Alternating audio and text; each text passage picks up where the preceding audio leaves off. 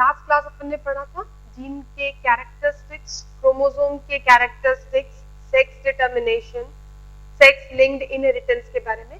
आज जो अपन टॉपिक पढ़ेंगे वो है लिंकेज और क्रॉसिंग ओवर। तो पहले अपन पढ़ने वाले हैं लिंकेज के बारे में। Write down heading as linkage.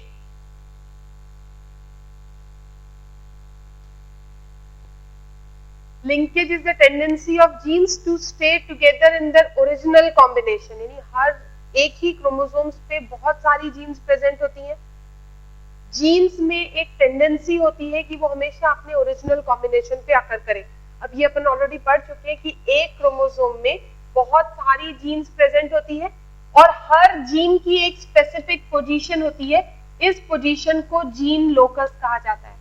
अगर ये सारी जीन लोकस है and these are genes, genes हमेशा क्रोमोसोम में लीनियर ऑर्डर में ऑर्गेनाइज होती है। जीन्स के बीच में टेंडेंसी होती है कि वो अपने ओरिजिनल कॉम्बिनेशन में प्रेजेंट रहे या अपने ओरिजिनल ऑर्डर में जीन लोकस में आकर करें। अब इस क्रोमोसोम को अगर देखें, ए बी सी डी सारी जीन्स है। जीन्स के बीच में एक स्पेशल तरह की बॉन्डिंग होती है जिसकी वजह से जब गैमेट फॉर्मेशन के वक्त जीन्स सेग्रीगेट होती है तब जीन्स में टेंडेंसी होती है कि अपने ओरिजिनल कॉम्बिनेशन को रिटेन करें। This tendency of genes to stay together in their original combination, why they stay together in their original combination? Because of location on same chromosome. यानी एक तरह की बॉन्डिंग या एक तरह की फ्रेंडशिप एक ही क्रोमोसोम पर लोकेटेड जीन्स के बीच में, उसे क्या कहा जाता है? लिंकेज कहा जाता है। ये लिंकेज मेनली किस पे डिपेंड करती है? Distance between the genes. A और बी की लोकेशन बहुत पास है, बी और सी और भी ज्यादा क्लोज है, तो इन दोनों के बीच में लिंकेज स्ट्रॉन्ग होगी compare to linkage between A and B. जितना ज्यादा डिस्टेंस होगा जीन्स के बीच में, लिंकेज उतनी ही कम होगी। सो लिंकेज को अपन सिंपल लैंग्वेज में क्या कह सकते हैं? It's a type of bonding और friendship between the two genes so that they stay together in their original combination. This bonding is known as linkage. सबसे पहले लिंकेज को किसने रिपोर्ट किया था? Stun was the scientist. He proposed chromosomal theory of inheritance. He observed this कि certain phenomena occurs between the genes. मतलब exactly linkage होती है या लिंकेज का कंसेप्ट स्टन ने नहीं दिया था, उसने एक स्पेशल फिनोमिना ऑब्जर्व किया था जिसे फिर बाद में बेटसन और प्यूनेट ने लेथायरस ओडोराटस में ऑब्जर्व किया। Lathyrus odoratus is commonly known as sweet pea. So write down first point. Stun first observed special pattern of inheritance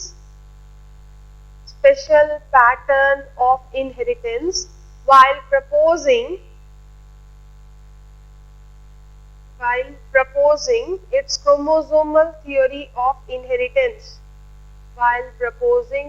chromosomal theory of inheritance.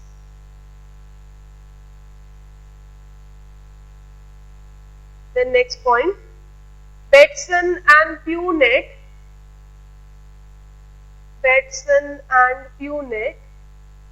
first discovered linkage.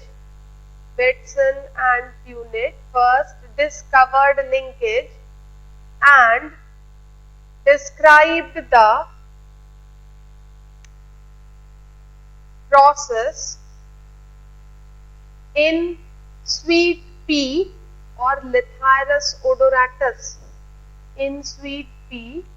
or Lathyrus odoratus.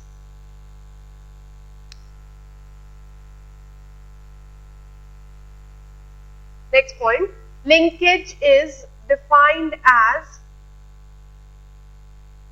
tendency of genes.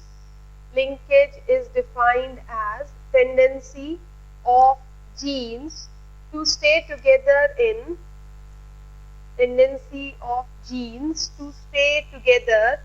in their original combination to stay together in their original combination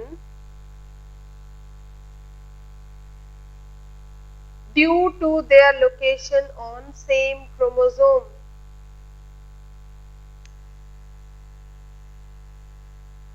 Due to their location on same chromosome. Next point, the process of linkage was completely explained by Morgan. The process of linkage was completely explained by Morgan. Morgan ने सबसे पहले इस process को completely explain किया था. Okay, अब linkage को explain करने के लिए थ्योरीज प्रपोज की गई. So next heading, theories of linkage. First theory is coupling and repulsion theory.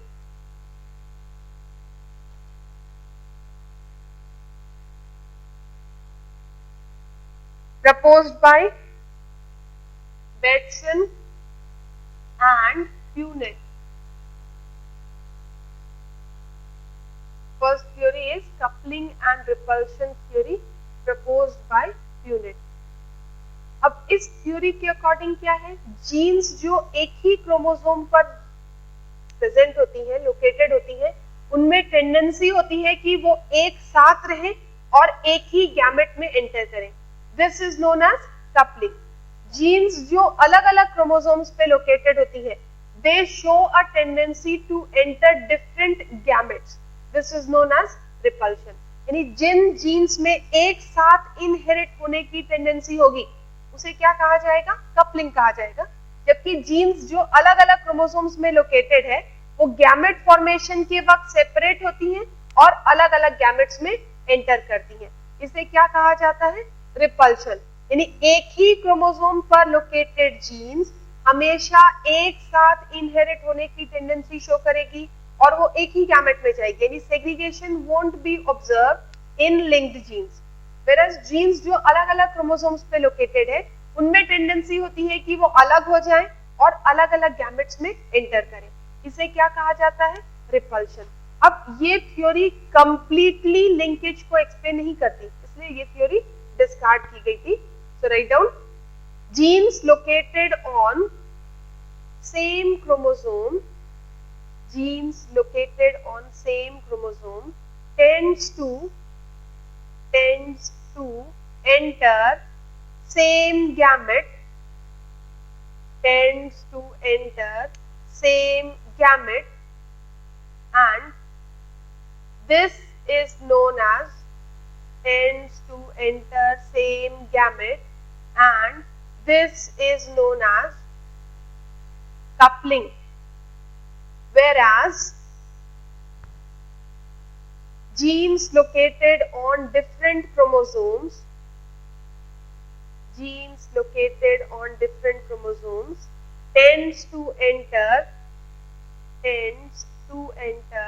different gamete, and this is known as repulsion. Tends to enter different gamete, and this is known as repulsion. Okay. Second theory is chromosomal theory. Chromosomal theory of linkage, proposed by Morgan and Castell.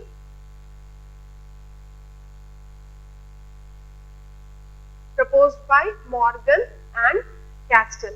अब इस theory के according सबसे पहली point, linkage किन jeans के बीच में observe की जाएगी, जो एक ही क्रोमोसोम पर लोकेटेड है.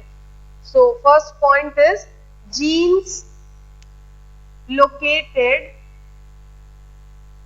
on same chromosome shows linkage. अलग अलग क्रोमोसोम पर लोकेटेड जीन्स में कभी भी लिंकेज ऑब्जर्व नहीं की जाती. Genes located on same chromosome shows linkage. Closely located genes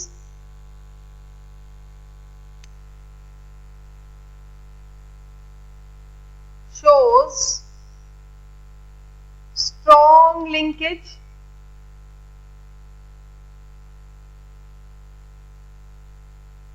Then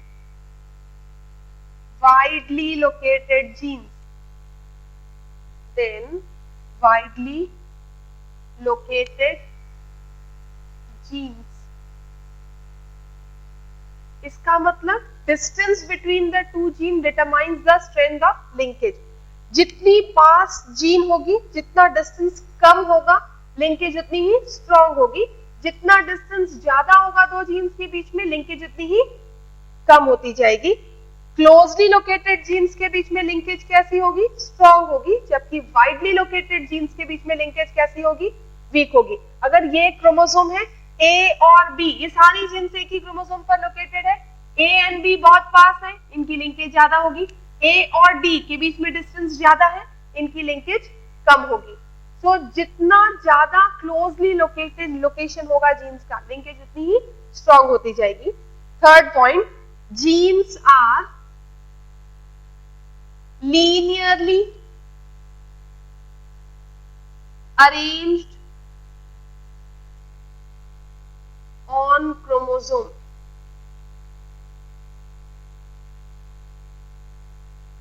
Genes are linearly arranged on chromosome.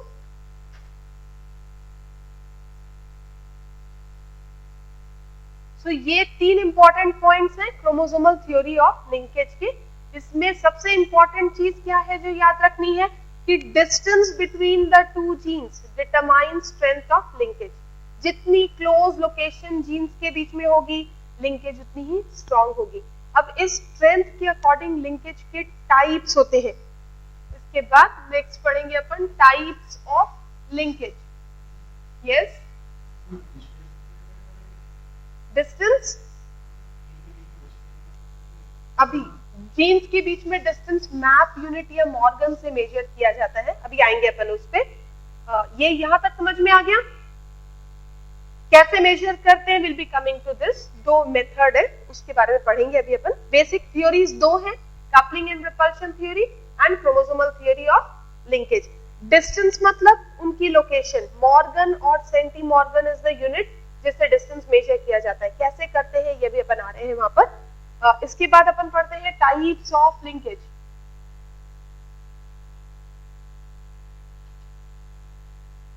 Linkage की स्ट्रेंथ के अकॉर्डिंग लिंकेज दो तरह के होते हैं, यानी जितनी लोकेशन पे स्ट्रेंथ डिपेंड करेगी, लोकेशन के अकॉर्डिंग, स्ट्रेंथ के according linkage are of two types. Number one, complete linkage.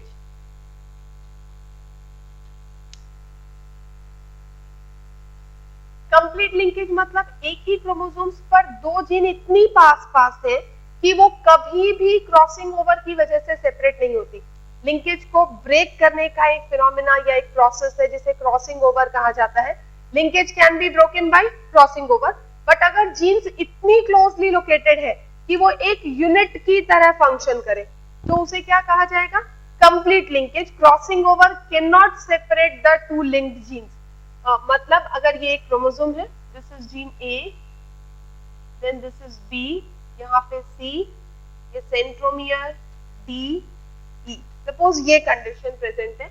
अब यहाँ पर ए और बी के बीच में डिस्टेंस बहुत कम है. बी ए के साथ भी लिंक्ड है, बी सी के साथ भी लिंक्ड है क्योंकि एक ही क्रोमोसोम में प्रेजेंट है और ये अटैच्ड है. But distance between A and B is very less than compared to distance between B and C. अगर यहाँ पे लिंकेज बोलेंगे तो अपन दो चीजें बोलते हैं कि B is linked to A and B is linked to C also. लेकिन किसके बीच में लिंकेज स्ट्रॉन्ग है? A और B के बीच में लिंकेज स्ट्रॉन्ग है. जब भी मियोसिस में क्रॉसिंग ओवर आकर करती है, क्रॉसिंग ओवर में ये सेगमेंट ब्रेक करेगा, एक्सचेंज ऑफ क्रोमोसोमल सेगमेंट आकर कभी भी ये ब्रेकेज ए बी के बीच से नहीं होगा. B and C can be separated. ये unit as a unit move करेगी. It can not be separated by crossing over. This B and A will move as a unit. B और A अलग अलग होकर दो अलग अलग जीन की तरह मूव नहीं करेंगे, लेकिन बी और सी के बीच की लिंकेज ब्रेक हो जाएगी. जब भी लिंकेज ब्रेक नहीं हो या फिर कुछ जनरेशंस तक वो जीन उसी कॉम्बिनेशन में इनहेरिट होती जाए तो उसे क्या कहा जाता है? कंप्लीट लिंकेज कहा जाता है. जबकि बी और सी के बीच में कैसी लिंकेज है? This is second type of linkage, जिसे इनकम्प्लीट लिंकेज कहा जाएगा. This is known as incomplete linkage. इसे क्यों कहा जाता है incomplete linkage? Because chances of separation and of B and C due to crossing over are greater. एक ही generation में ये दोनों सेपरेट होकर अलग अलग गैमेट्स में एंटर कर सकती है. Crossing over can occur at that point. समझ में आया? कंप्लीट लिंकेज मतलब, write down the definition. Complete linkage when genes are closely located on chromosome, when genes are closely located on chromosome so that they cannot be separated by crossing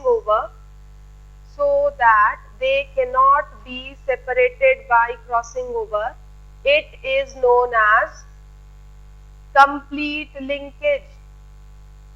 So that they cannot be separated by crossing over, it is known as complete linkage.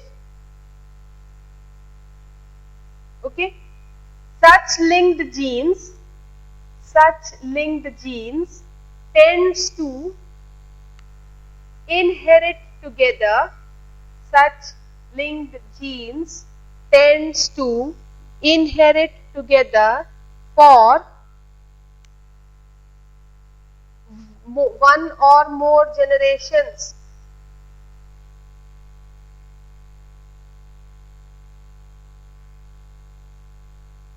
It is of rare occurrence. Observed in insects like Drosophila.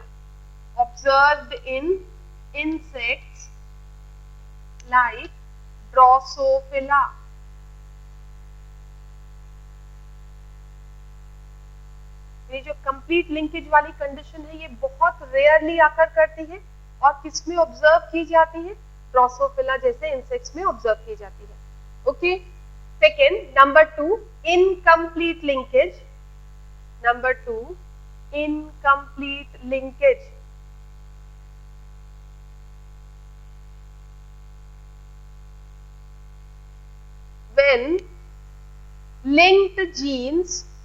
When linked genes get separated by the process of crossing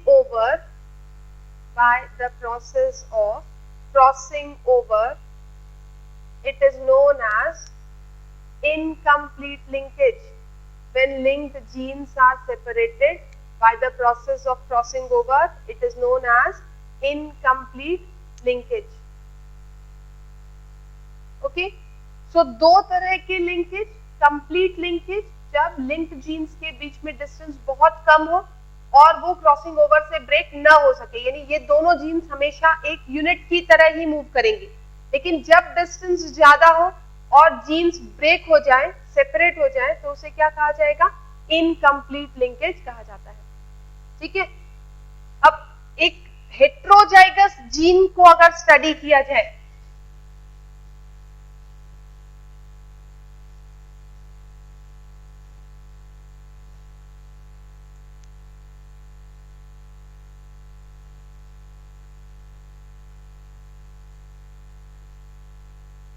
if we study occurrence of two heterozygous pairs, suppose this is gene A और ये gene B है. एक homologous chromosome में gene A और gene B की location किस तरह से हो सकती है? ये एक क्रोमोसोम है और ये एक क्रोमोसोम, अपन बाइवेलेंट ऑब्जर्व कर रहे हैं। इस कंडीशन में दो क्रोमोसोम्स में दो हेटेरोजाइगस जीन का अरेंजमेंट कैसे हो सकता है? Gene A dominant is present on one chromosome, recessive is present on another chromosome. Gene B dominant is present on one chromosome, recessive is present on another chromosome. एक condition ये possible है, दूसरी condition ये हो सकती है, this is an homologous chromosome, gene A का dominant और रेसेसिव, जीन बी का रेसेसिव और बी का डोमिनेंट। अब इन दोनों अरेंजमेंट में कितनी जीन स्टडी की अपन ने? दो जीन, दो हेटेरोजाइगस जीन, बट दो तरह के अरेंजमेंट पॉसिबल है। एक ही क्रोमोसोम में डोमिनेंट हो और एक क्रोमोसोम में रेसेसिव प्रेजेंट हो, दूसरे केस में एक डोमिनेंट एक रेसेसिव का कॉम्बिनेशन प्रेजेंट हो। तो जब भी एक हेटेरोजाइगस पेयर के अरेंजमेंट को होमोलोगस क्रोमोसोम पे स्टडी किया जाता है तो दो कंडीशन मिलती है। पहली कंडीशन को कहा जाता है cis arrangement and second condition is known as trans arrangement.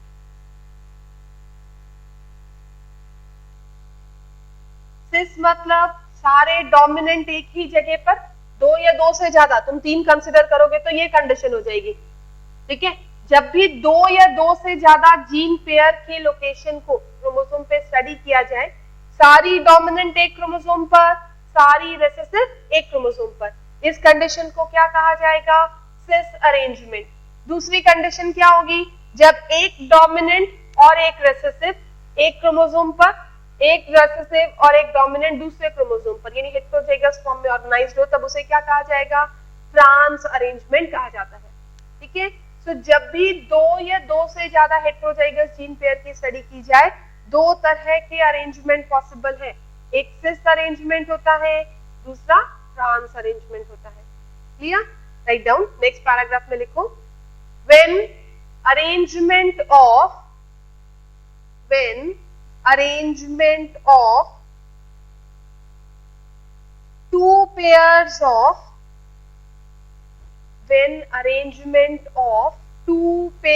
of heterozygous linked genes, two pair of heterozygous linked genes is considered two types of arrangements are possible. Two types of arrangements are possible. Number one, cis arrangement. Just draw these two figures. Figures से concept समझ में आ रहा है। सिस मतलब एक chromosome पे सारे dominant, दूसरे क्रोमोसोम पर सारे रेसेसिव। ट्रांस मतलब एक क्रोमोसोम पर डोमिनेंट और रेसेसिव दोनों प्रेजेंट होते हैं, तब उसे क्या कहा जाता है? ट्रांस अरेंजमेंट कहा जाता है। तो ये दोनों फिगर्स बना लो, सिस और ट्रांस अरेंजमेंट के।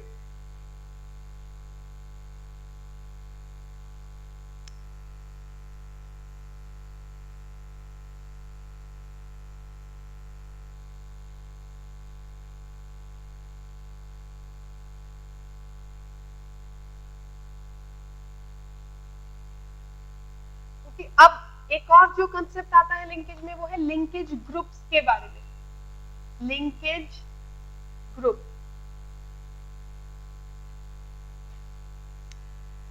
एक क्रोमोसोम पर जितनी भी जीन प्रेजेंट होती है वो सारी लिंक्ड होती हैं। दे मे बी स्ट्रांगली लिंक्ड और दे मे बी वीकली लिंक्ड। एक होमोलोगस पेयर की जीन्स भी लिंक्ड होंगी, यानी जितनी भी जीन्स एक क्रोमोसोम पर प्रेजेंट है वो क्या बनाएंगी? एक ग्रुप बनाएंगी, एक लिंकेज ग्रुप बनाती है। सो ऑर्गेनिजम्स में लिंकेज ग्रुप के नंबर को कैसे कैलकुलेट किया जाता है? If we talk about humans में कितने लिंकेज ग्रुप होते हैं? We know that 2n is equal to 46 होते हैं, यानी 23 pairs are there. n condition में कितने क्रोमोसोम्स? 23। हर क्रोमोसोम पे जितनी भी जीन्स प्रेजेंट है वो एक लिंकेज ग्रुप बना रही है। तो क्वेश्चन अगर आता है ह्यूमंस में, होमो सेपियंस में कितने लिंकेज ग्रुप देखे जाते हैं? That is 23, because haploid condition 23 chromosomes are present, genes located on each chromosome constitute single linkage group. Drosophila में लिंकेज ग्रुप का नंबर कितना होगा? क्रोमोसोम नंबर है 2n is equal to 8. Linkage group का number will be 4. Okay, so write down heading as linkage group. Genes located on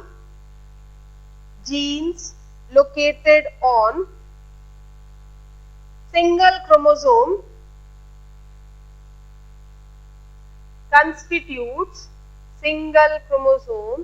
constitutes a linkage group. Thus, total number of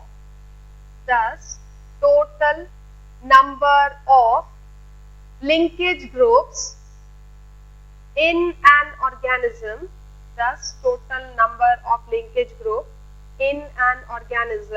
is equal to number of chromosomal pairs,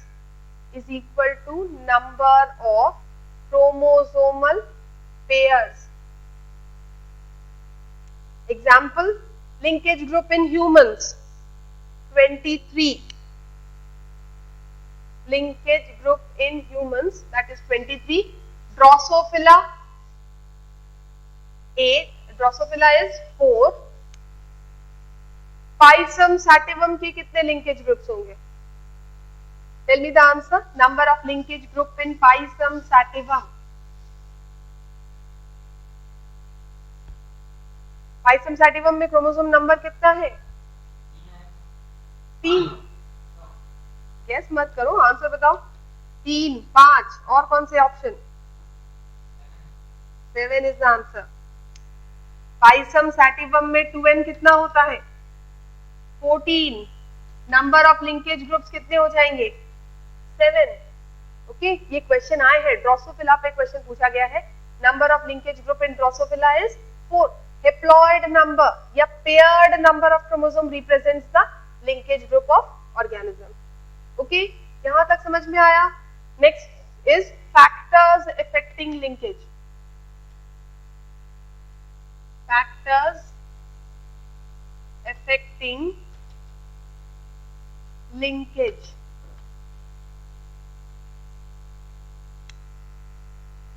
सबसे important factor कौन सा होगा? Distance. Strength of linkage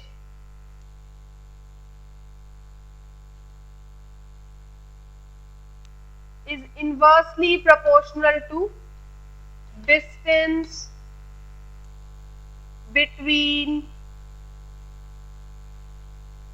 two genes. Strength of linkage is inversely proportional to distance between the two genes. जितनी closely located jeans होगी linkage उतना ही strong होगा. जितना distance ज्यादा होगा लिंकेज उतना ही वीक होगा. यानी डिस्टेंस बढ़ेगा लिंकेज डिक्रीज होती जाएगी. सिमिलरली डिस्टेंस कम होगा लिंकेज की स्ट्रेंथ बढ़ती जाएगी. Okay, second factor is as.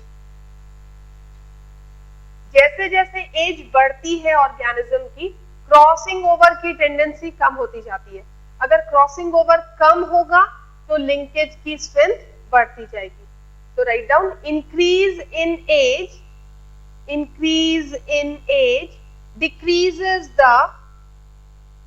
decreases the frequency of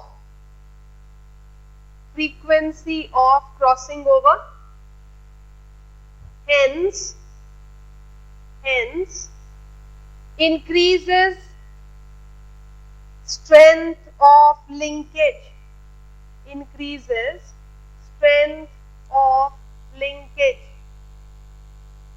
Okay, third factor is temperature.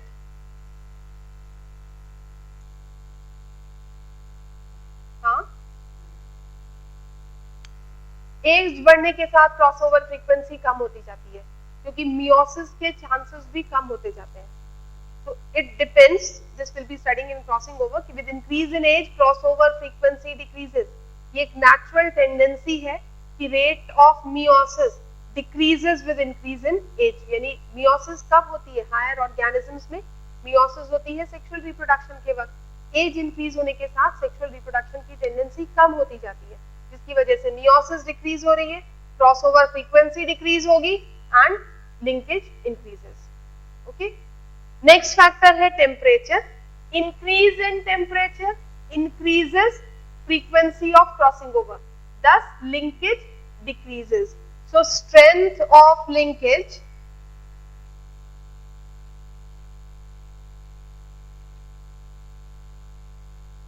is inversely proportional to temperature. Temperature बढ़ेगा, क्रॉसिंग ओवर इंक्रीज होगा, जिससे लिंकेज की टेंडेंसी या स्ट्रेंथ कम होती जाएगी.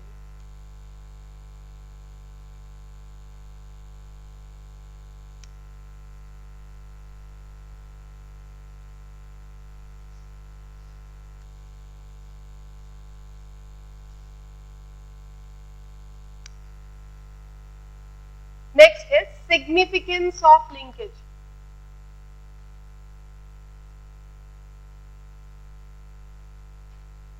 लिंकेज के क्या इंपॉर्टेंस है या क्या सिग्निफिकेंस होते हैं लिंकेज के? लिंकेज की वजह से जीन्स अपने पेरेंटल कॉम्बिनेशंस में प्रेजेंट होती है, यानी formation of new characteristics, chances of production of variation decreases. So first significance is linkage causes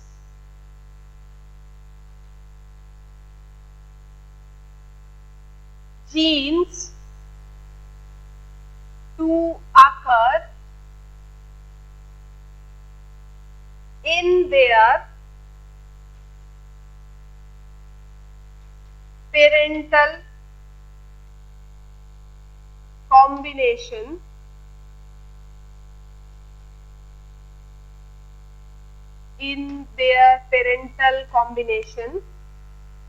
thus prevents production of new characters. Thus prevents production of new characters. Linkage की वजह से gene parental combinations में ही आकर करती है, जिसकी वजह से पेरेंटल कैरेक्टर्स का प्रोडक्शन नहीं होता. ये सबसे इंपॉर्टेंट सिग्निफिकेंस है लिंकेज का. सेकेंड क्या है? जो भी न्यूली डेवलप्ड वेराइटीज है, इन वेराइटीज के कैरेक्टरिस्टिक्स कैसे प्रिजर्व किए जा सकते हैं? अगर लिंकेज नहीं होती तो जो हाइब्रिड बना है, हाइब्रिड के कैरेक्टर सेग्रीगेट हो जाते, अलग हो जाते. So linkage allows preservation of characteristics of new varieties. So write down second significance. Linkage preserves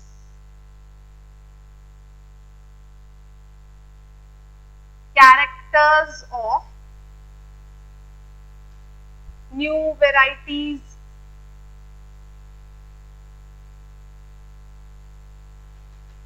produced. Linkage preserves characters of new varieties produced. Third जो significance है, अगर linkage नहीं होती तो कोई भी plant breeder सारे important characteristics को एक साथ एक नए hybrid में डाल सकता था. एक simple सा example से जैसे इसे समझे, राइस के दो important characteristics, एक है ग्रेन की साइज और एक है ग्रेन का कलर. अगर ये दोनों लिंक्ड है तो ये इजीली एक ही प्लांट में ला सकते हैं. लेकिन अगर ये लिंक्ड नहीं है, suppose grain size is linked with dull colour, grain का साइज, लंबे ग्रेन्स और डल कलर दोनों लिंक्ड है, यानी अगर ग्रेन के साइज लंबे की जरूरत है तो dull colour will follow that. So plant breeder कभी भी सारे यूजफुल कैरेक्टरिस्टिक्स एक साथ नहीं ला सकते. ये पॉसिबल क्यों नहीं है? Due to linkage. Okay, so write down number 3. Linkage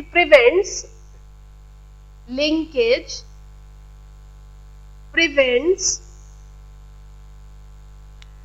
plant breeder to incorporate all important character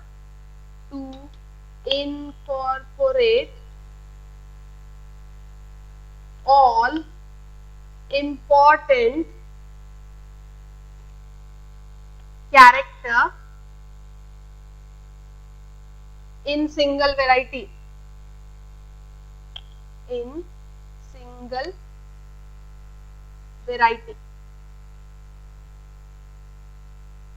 okay, so linkage की वजह से सारे यूजफुल कैरेक्टर एक साथ एक वैरायटी में नहीं आ सकते, यानी लिंक्ड कैरेक्टर्स और यूजफुल, इकोनॉमिकली यूजफुल कैरेक्टर में be linked with economically harmful characteristics, और वो दोनों एक साथ एक ही वैरायटी में आएंगे। अगर लिंकेज नहीं होती तो प्लांट ब्रीडर सारे यूजफुल कैरेक्टर को एक साथ एक ही वैरायटी में डाल सकते थे। तो ये सारे सिग्निफिकेंस है